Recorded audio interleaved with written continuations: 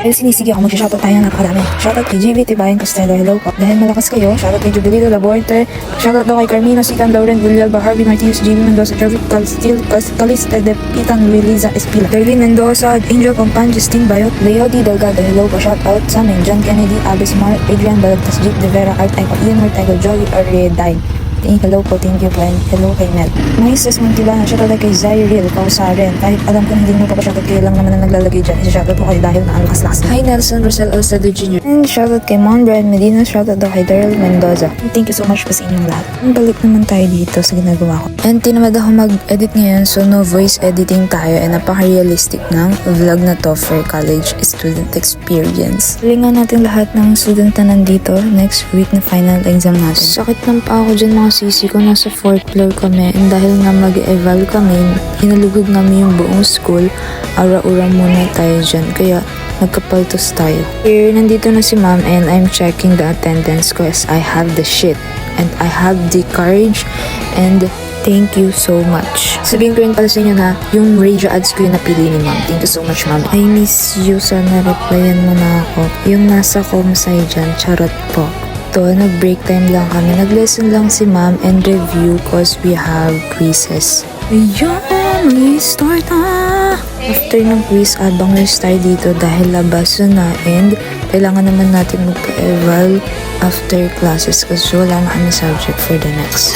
Baba lang kami kasi 4th floor tong aming room.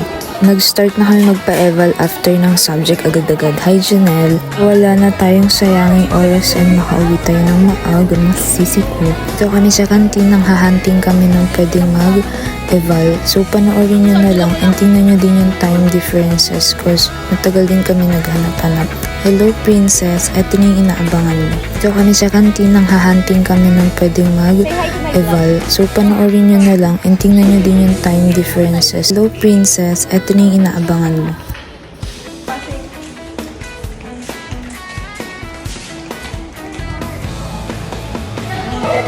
Dito, nagpahinga lang muna ako saglit sa corridor and nakipag-chismisan kaya siya nakamute dahil may mga private yung pinag-usapan dito. Bawal ang chismis. Kung nakarating kayo sa video dito, shoutout po lang ating magpa-picture kasi pa sa yung picture natin. Thank you po.